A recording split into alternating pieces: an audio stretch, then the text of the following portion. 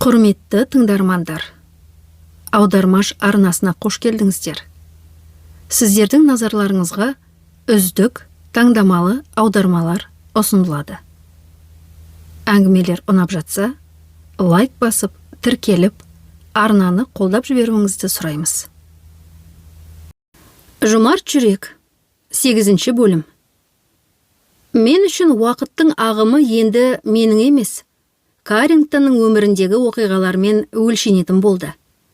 Оның алғаш рет аунағаны, тұңғыш рет отырғаны, алғаш рет күріш ұны қосылған алма пюресін жегені, оның бірінші шаш қидыруы, бірінші тісі. Ол сілекейлі жымиыспен кішкентай қолдарын алдымен созатын адамы болдым. Бастапқыда анамды әрі таңғалдырып, әрі сәл ыңғайсыздандырған бұл жағдай, кейіннен қалыпты нәрсеге айналып кетті.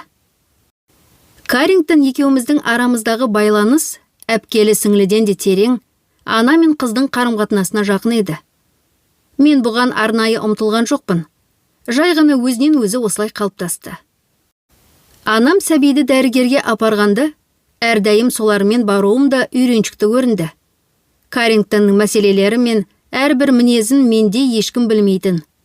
Екпе жасатқанда анам кабинеттің бір шетіне шегініп кетіп, мен дәрігер үстелінің қасында тұрып, баланың қол аяғынан мықтап ұстап тұратынмын. Либерти, онан да сен болшы жанында, деді анам. Оны сен сияқты ешкім жұбата алмайды. Мен Каррингтонның жасқа толған жанарына қарадым. Медбике ине шаншығанда, оның шыңғырған дауысынан жүрегім сыздап кетті. Мен оны бетіме қыса құшақтадым. Мен қазір сенімен орын ауыстырсам ғой, деп сыбырладым оның қызыл шырайлы құлағына. Осының бәрін сенің орныңа өзім бастан өткерер едім. 100 рет осындай екпе салдырсам да шыдар едім. Кейін ол жылауын тоқтатқанша оны мықтап құшақтап жұбаттым. Соңында оның жейдесіне салтанатпен мен жақсы пациент болдым деген жазуды жапсырдым. Ешкім де, тіпті мен де, анамның Каррингтонға жаман ана болды деп айта алмас едім. Ол қызын жақсы көріп қамқорлыққа бөледі. Каррингтонның киімі бүтін, қарны тоқ, еш нәрседен тарлық көрмей өсуін қадағалап бақты. Бірақ осының бәріне қарамастан, оның балаға деген сезімінде түсініксіз бір суықтық, алыстаушылық бар еді. Мені мазалағаны, оның Каррингтонға деген аналық сезімінің менікіндей терең еместігі болатын. Мен уайымымды мисс Марвсқа айтқанымда, оның жауабы мені таңғалдырды. Бұл жерде тұрған ештеңе жоқ, Либерти. Солай ма? Ол үлкен қазандықтың ішіндегі балауыз иісі аңқыған нәрсені араластырып тұрды. Шамасы оны үстелдің үстінде тұрған мөлдір дәріханалық құтыларға құймақшы еді. Ата-ана барлық балаларын бірдей жақсы көреді деген жалған сөз, деді ол сабырлы үнмен. Олай емес. Балалардың бірі әрқашан ерекше сүйікті болады.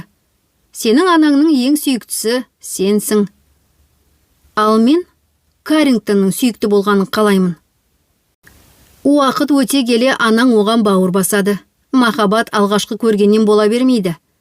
Деп ол қазандыққа тот баспайтын болаттан жасалған ожауды салып, ішіндегі көкшіл балауызды толтырды. Кейде бір-біріңді танып білуге уақыт керек. Бірақ бұған сонша уақыт кетпеу керек қой, деп мен наразылық білдірдім. Мисс Марвс күліп жібергенде беті де дірілдеп кетті. Оған бар өмірің кетуі мүмкін, Либерти. Бұл жолы оның күлкісі көңілсіз шықты.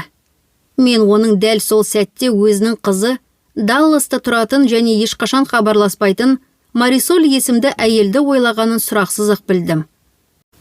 Мисс Марвс бірде қысқа әрі ертеректегі некеден туған Марисольді мазасыз жан, зиянды әдеттерге, құмарлыққа және ретсіз байланыстарға бейім деп сипаттаған болатын.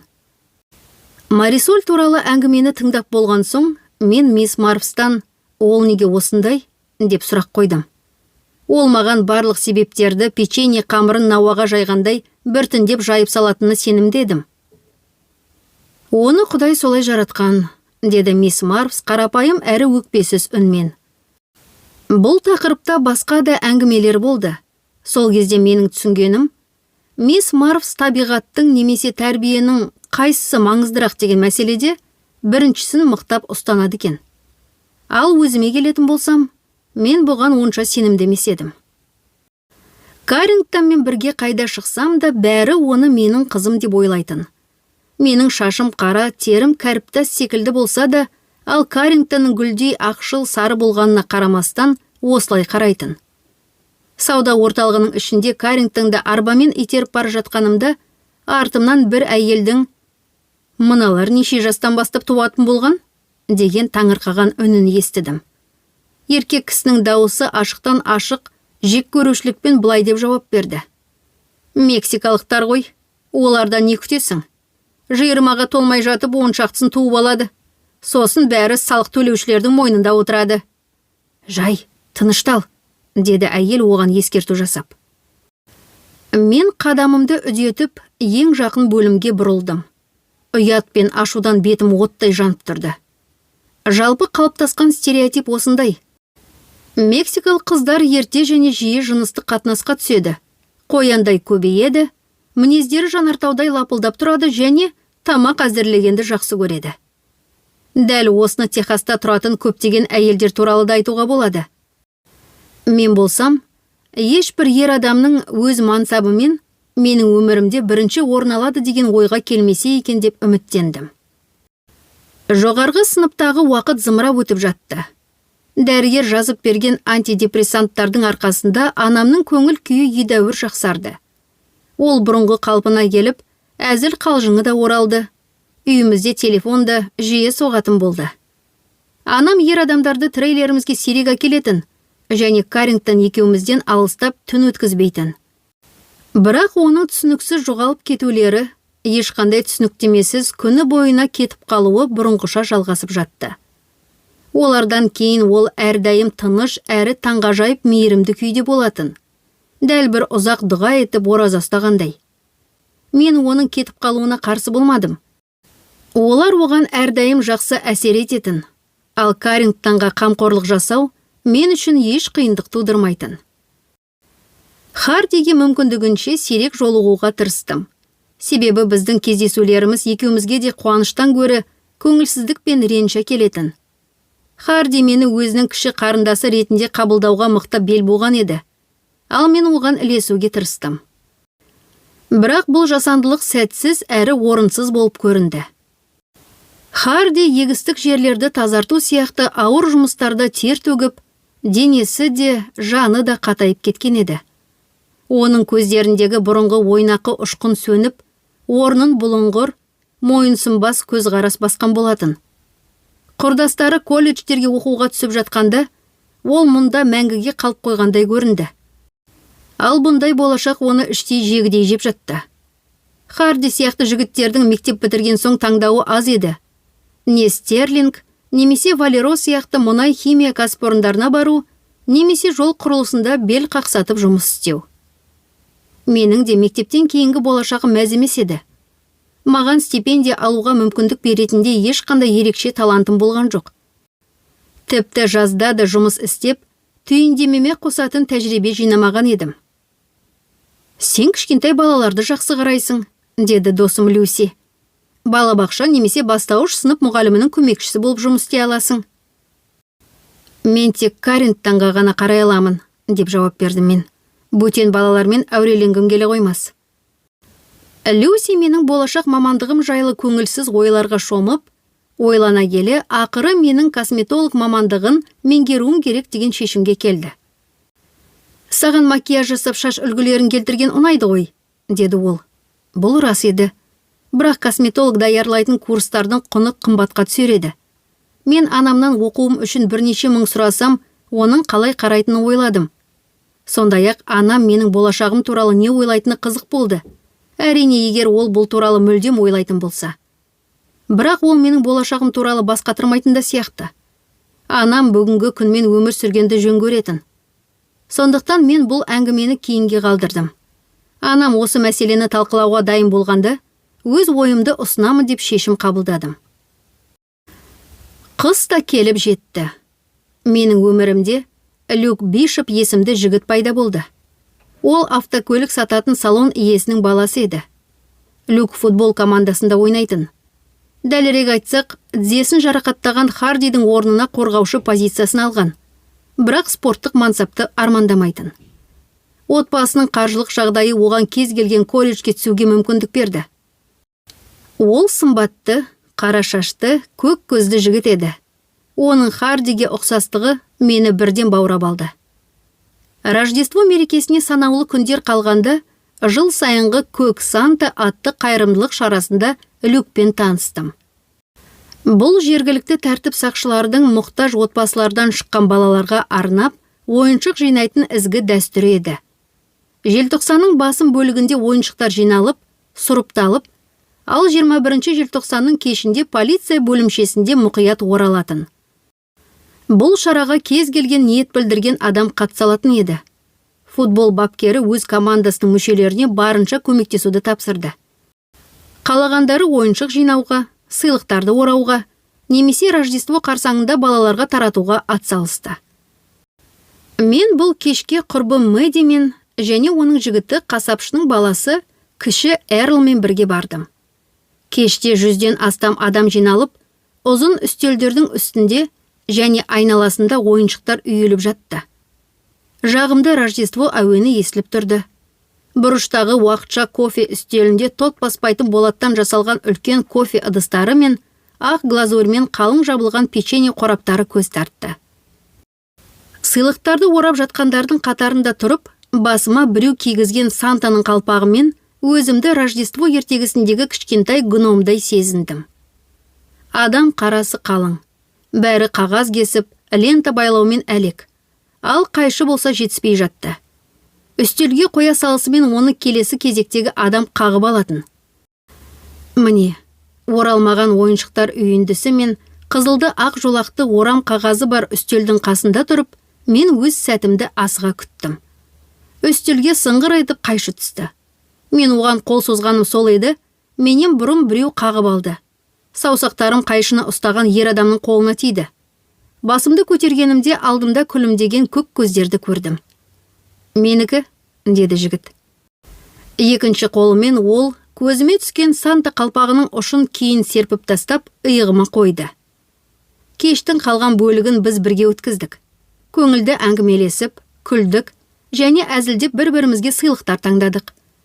Люк маған қоңыр бұйра шашты қуыршақ таңдап берсе, мен оған жұлдызды соғыстардан X қанатты жойғыш ұшақ моделін құрастыратын конструктор алдым.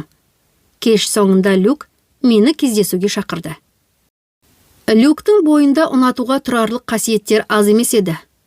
Ол жақсы мағынадағы орташа болатын. Ақылды, бірақ тым оқымысты емес. Денесі шыныққан, бірақ тым бұлшық етті де емес. Оның жымиысы жағымды болатын, тек Хардидікіндей емес. Көк көздерінде Хардидің жанарындағыдай отты мұзды жарқыл жоқ еді. Ал қара шаштары Хардидің қалы әрі күзен терісіндей жұмсақ шашынан өзгеше, бұйра әрі қаттылау болатын. Люк Хардиге тән ерекше маңыздылықпен және рухының өрлігімен де мақтана алмайтын. Дегенмен оларды ұқсас ететін көптеген қасиеттер бар еді. Бойларының ұзындығы, сымбаты және сөзсіз ер мінезділігі. Сол кезде мен ер адамдардың назарына ерекше сезім талидым. Уэлкомның кішкентай әлемінде бәрінің жұбы бар сияқты көрінетін. Тіпті менің анам менен де жиі кездесуге барушы. Міне сондай кезде маған Хардиге ұқсайтын, әрі мен үшін қол жетімді жігіт кездесті. Люк екеуміз жиі кездесе бастағанда, бізді бір жұп ретінде қабылдай бастады. Сөйтіп басқа жігіттер мені мазалауды қойды. Маған жағдайымның тұрақты болғаны және жалғыз болмағаным ұнады. Мектеп дәліздерінде бірге серуендейтін, бірге түскі ас ішетін, жұмалық кешкі ойыннан кейін пицца жеуге апаратын адамның болғаны ұнады. Люк мені алғаш рет сүйгенде, оның бұл сүйісі Хардидің сүйісімен ешқандай ұқсастығы жоқ екенін түсініп, көңілім қалды. Сол жолы Люк мені кездесуден кейін үйге әкелген болатын. Машинадан түспей жатып, ол еңкейіп, ернін менің ерніме жақындатты. Мен де оған жауап беріп, ішімнен қандайда бір сезім оятуға тырыстым. Бірақ ерекше ештеңе сезінген жоқпын. Тек бөтен ауыздың дымқылдығы мен сырғанақ тілінің тигенін ғана сездім. Санам денемде болып жатқан жайттарға бейжай қарап тұрды. Өзімнің суықтығымнан ұялып, кінәлі сезімге бөленіп, жағдайды аздап түзетуге тырысып, Люкті мойнынан құшақтап, оны қатты өзіме қарай тарттым.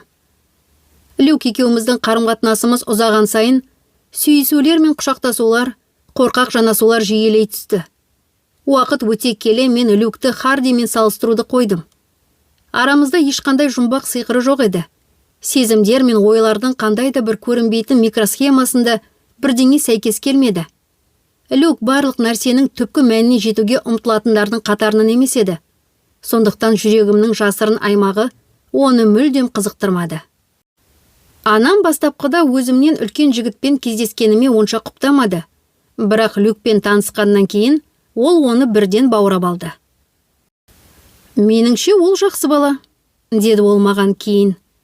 Егер онымен кездескің келсе, еркің білсін, рұқсат берем. Бірақ коменданттық сағатты бұзбайсың.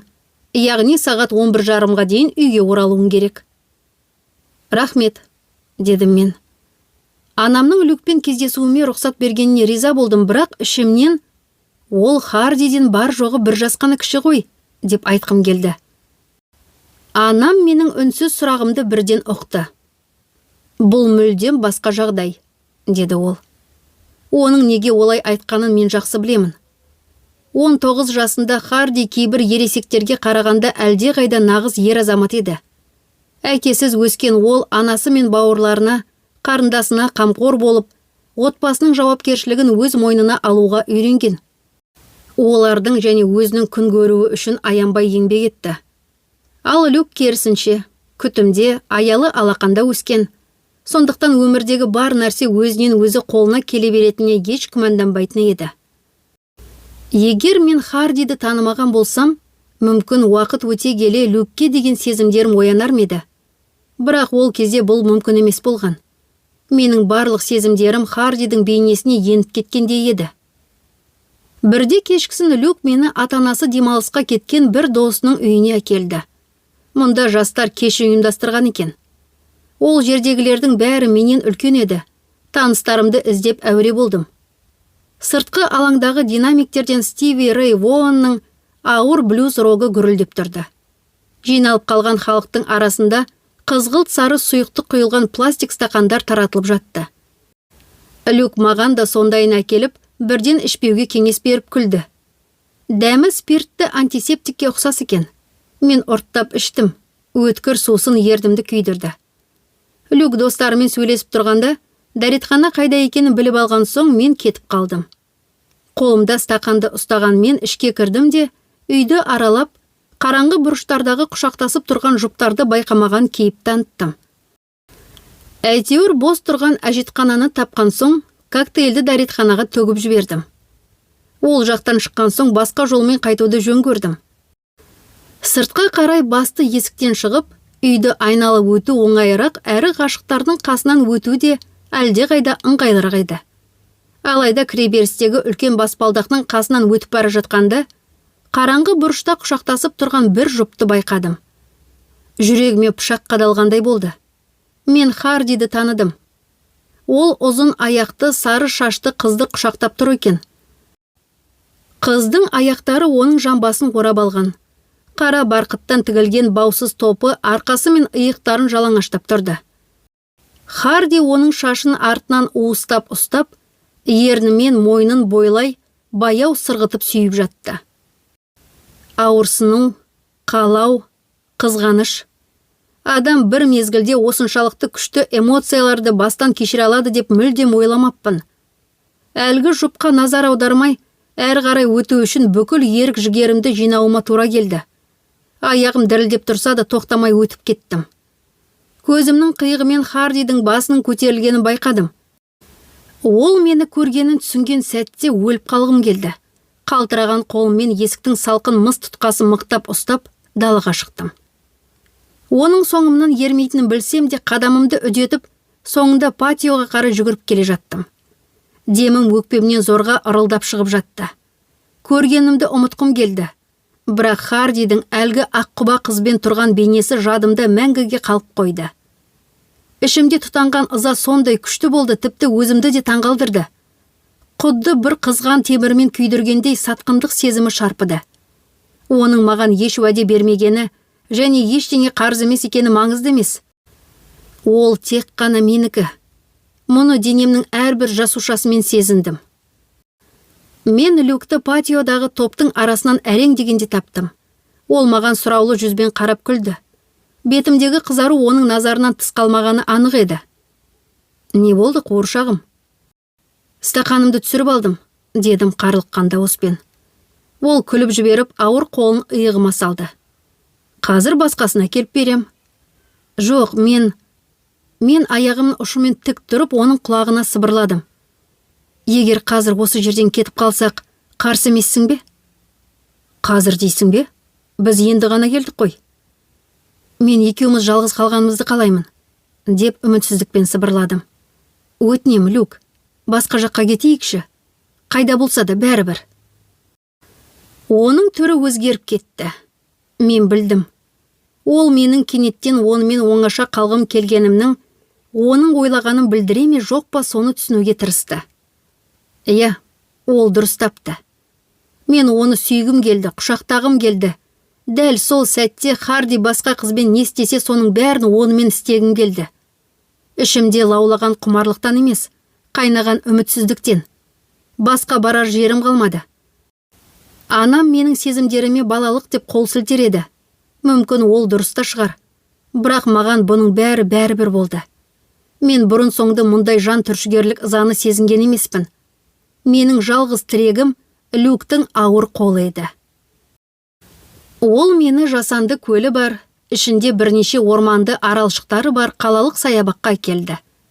Көлдің жағасында ескі, ашық, төбесі шатырлы саяжайы орналасқан, айналасы тесік-тесік ағаш орындықтармен қоршалған. Күндіз мұнда адамдар отбасымен пикникке келетін. Қазір қараңғылыққа батқан шатырлы орын бос тұр еді. Дәл кетер алдында мен Люктың стақанындағы Sunrise текиласының қалдығын сіміріп тастадым. Көз алдым бұлдырап, басым айналып, мазасыздықтың толқынында тербеліп тұрдым. Люк күртешесін шатырдың ішіндегі орындыққа тастап, мені тізесіне отырғызды. Ол мені дымқыл да талапшыл еріндерімен сүйді.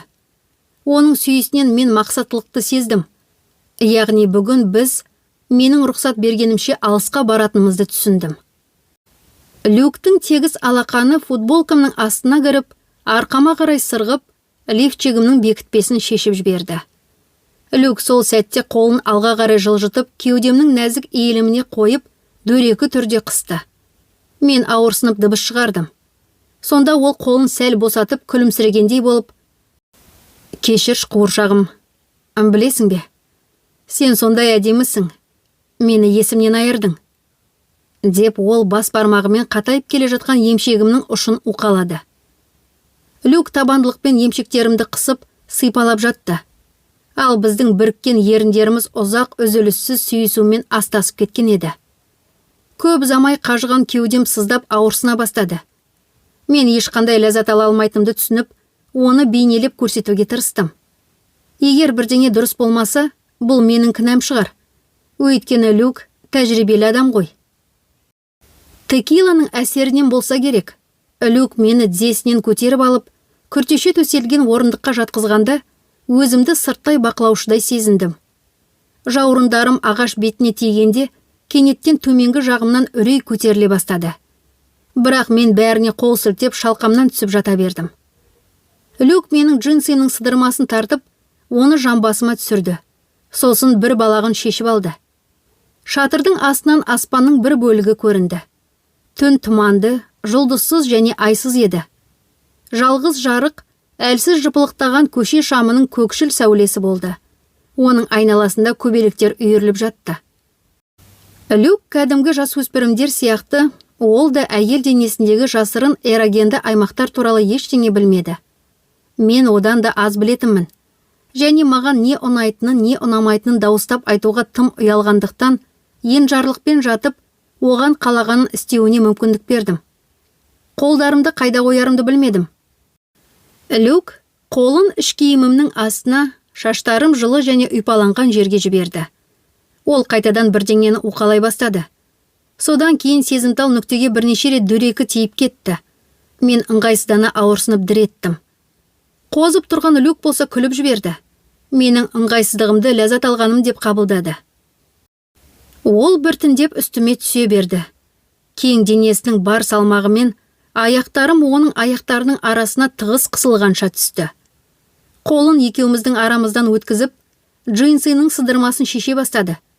Содан кейін асығыс екі қолмен бірдеңелерді істеп жатты.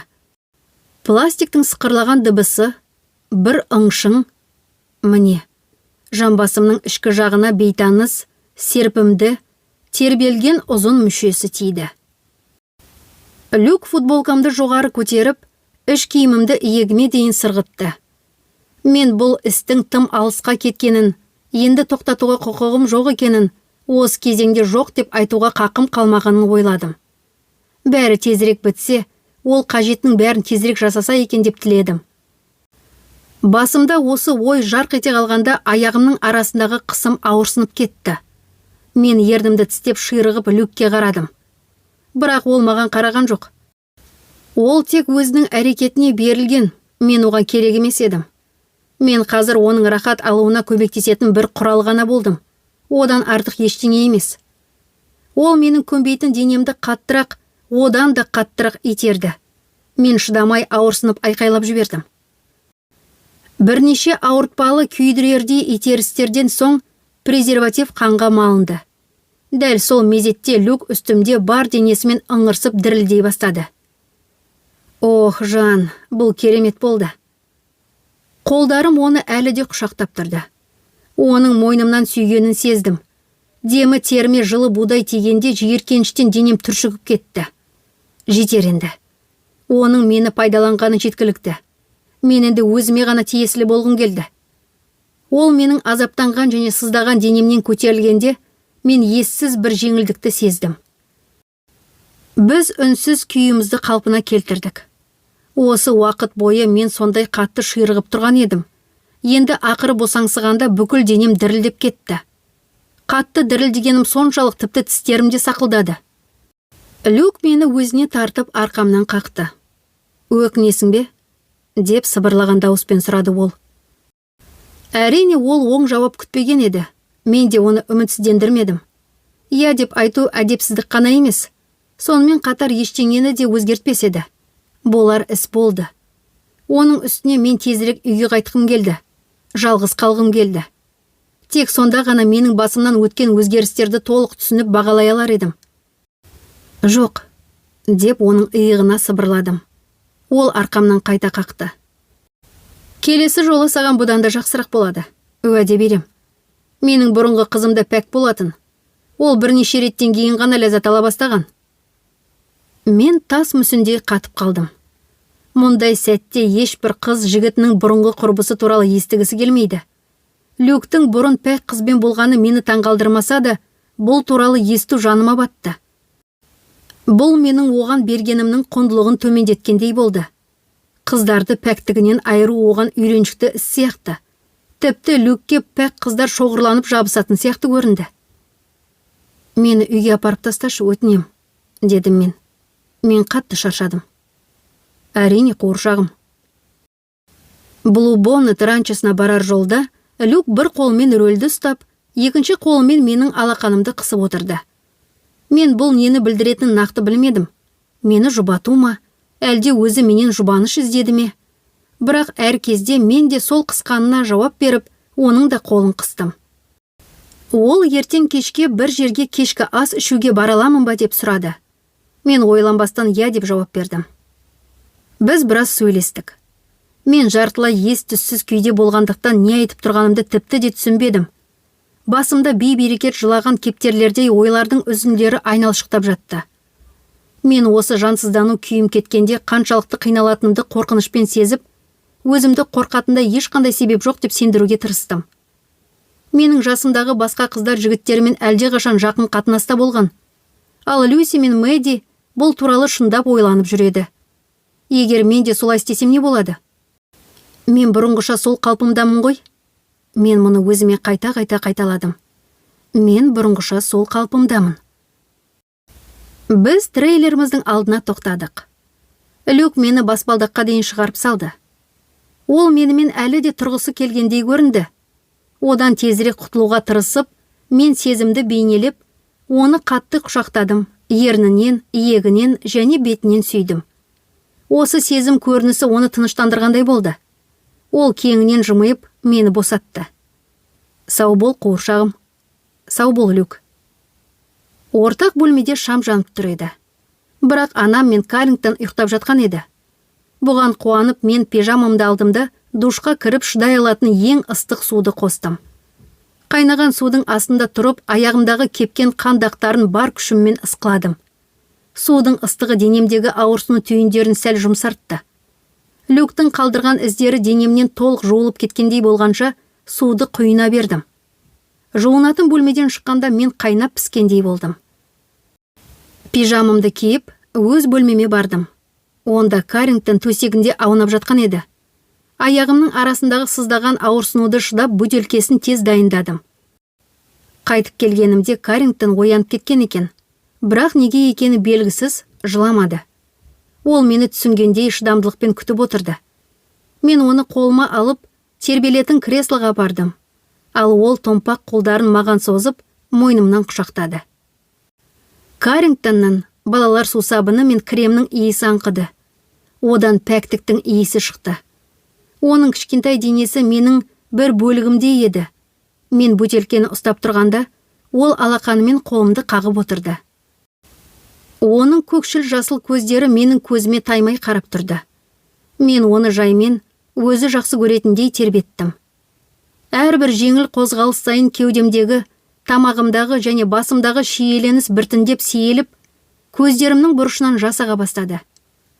Бұл дүниеде ешкім, анам да, тіпті Харди де, мені Каррингтон сияқты жұбата алмас еді. Көз жасым әкелген жеңілдікке қуанып, баланы тамақтандырып жатып, мен үнсіз жылауымды жалғастырдым. Каррингтонды өз бесігіне жатқызудың орнына, мен оны қабырға жаққа жайғастырып, өзімен бірге төсекке алдым. Бұл мисс Марвстың ешқашан жасамауға кеңес берген ісі еді. Ол баланың кейіннен өз төсегінде өз еркімен ұйықтағысы келмейтінін айтқан болатын. Мисс Марвс әдеттегідей дұрыс айтқан еді. Сол түннен бастап Каррингтон үнемі төсегіме жылап сұранып келетін болды. Егер мен оның маған созылған қолдарын елемейтін болсам, ұлыған койотша ұйқы бермейтін.